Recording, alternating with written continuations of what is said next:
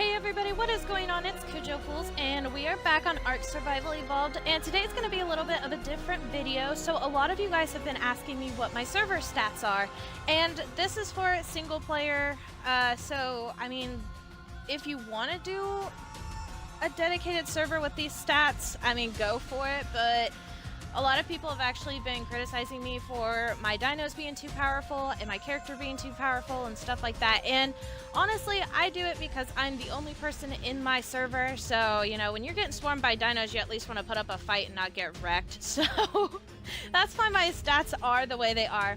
Now with this new update, you don't have to really worry too much about what specific stats are because everything's been nicely labeled for you guys. So anyway, I will go ahead and get started. So in our general, the difficulty level is 0.95. Dino damage is 1. Player damage is 2.2. Structure damage is 1.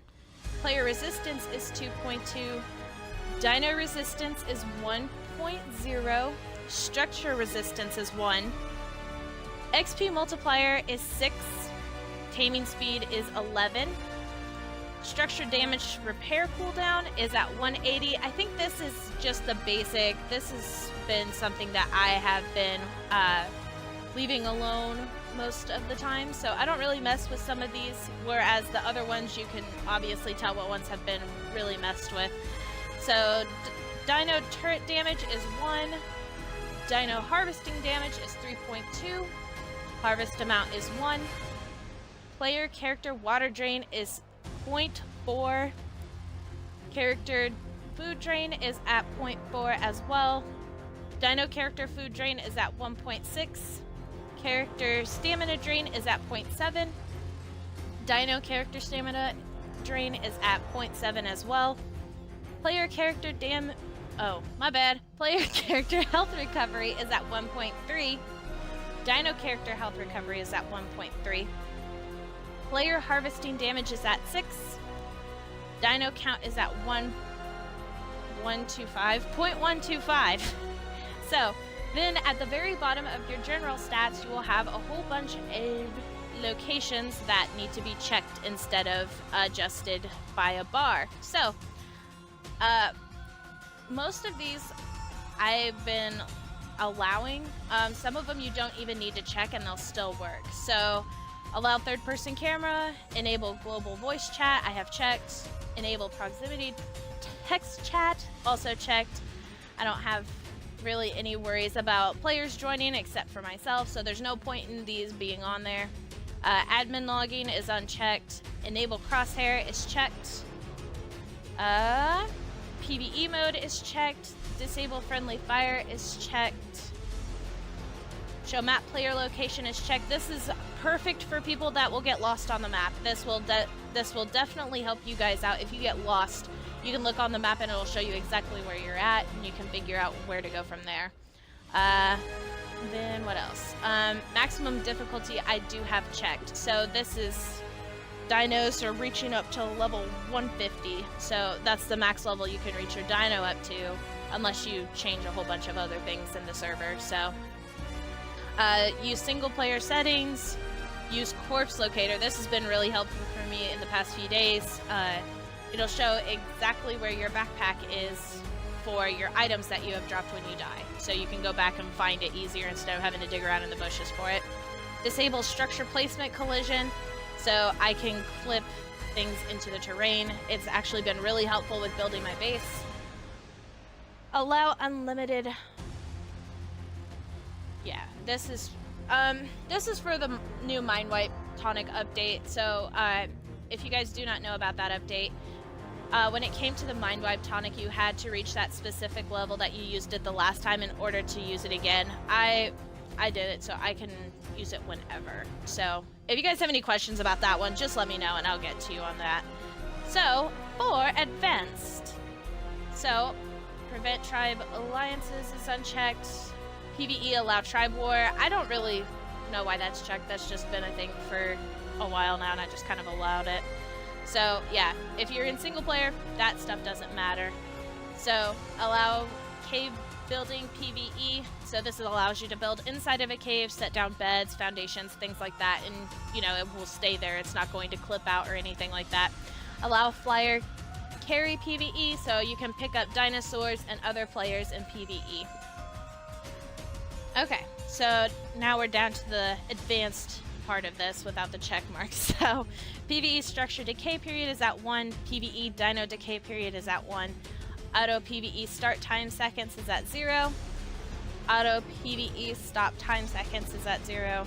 Prevents diseases. I have this one on here because it is not fun getting rabies in caves. If you guys have never dealt with that, no, it's not fun.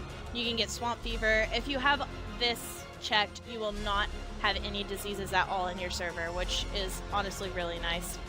Force allow cave flyers, so this will allow your flyers to fly through caves if they can fit through the entranceway. Increase PvP respawn interval. I have that checked as well. And then this is all the offline stuff. So offline raid protection log off period. I have that at 1. I think that's just the basic. I have this at 300. I don't really know what this even is. I think this is more of, yeah, this is all PvP stuff. So I'm going to go ahead and go through it, but it doesn't really apply to anybody that's on a single player. So this is at 2. PvP respawn interval base 59. PvP zone structure damage 6. Structure prevent resource radius multiplier at 1. So this is this depends on how close items and resources are to your base that you build. So if you have this at 1, it'll spawn in closer to you, despite the fact that you've built near it. So world settings. I have my poop interval at 6. So your dino is gonna crap a ton, but I have it this way so that way I can pick up plenty of fertilizer for my garden. Egg lay interval, this is also at 6. This is the max, and your dino will lay a lot more eggs, so it's easier to make kibble. It's also easier to have more offspring. Mating interval is also at 6. This also speeds up how long it takes for the female to be ready to breed again. Egg hatch speed is at 6. This also speeds up the time of egg hatching. Baby mature speed is at 6, speeds up the maturity rate of your dino. So your dino will grow up a lot more faster. Baby food consumption speed is at 1. Harvest health is at 3. Resource respawn period is at 3. Baby cuddle interval multiplier is at 1. Baby cuddle grace period multiplier is at 1. Baby cuddle lose imprint quality speed multiplier, sorry, that's a mouthful, that is also at 1. Baby imprinting stat scale multiplier at 1. Day cycle speed is at 1. Daytime speed is at 1. Nighttime speed is at 6. This is perfect for people that are on their own and out in the dark. The faster the nighttime speed is, the better. Spoiling time I put down to 0, but that does not prevent your things from spoiling. Item decomposition time is also at 0. Corpse decomposition time is at 0. No resource radius players is at 1. No resource radius structures is at 1. Crop growth speed is at 1. Crop decay speed is at 1. And then here are the wild dino stats per level. So all of these I have at 1. So every wild dino, their stats are just going to be based on their level. And then for tamed, I have maxed those all out to the farthest that the bar will actually go over here. So they're all at 6.01. And then tamed dinos per level is also all at 6.01. So this is the max that your dinos can reach at that specific level. Tamed dino stats affinity. So this also is all at 6.01. But this will lead you to getting your dinos at really high levels, despite the fact that their level may be only like, 45 or something, but their melee damage may be 11,000. So, I mean, yeah, you may think that it's overcharged and stuff like that, but when you're fighting rock golems, yeah, it's definitely helpful. Okay, and then player stats per level will be at 6.01 all the way down as well. And then experience multipliers, generic is at 6, kill is at 6, harvest is at 6, craft is at 6, special is also at 6. And then the miscellaneous settings, I don't think I've changed anything down here except for allow custom recipes, and I don't really know why I even have that checked. It's not really going to matter. Raid Dino Food Drain multiplier is at 1. Custom recipe effectiveness is at 1. Custom recipe skill factor is at 1. Crafting skill bonus multiplier is at 1. Supply crate loot quality is at 1. Fishing loot quality is at 1.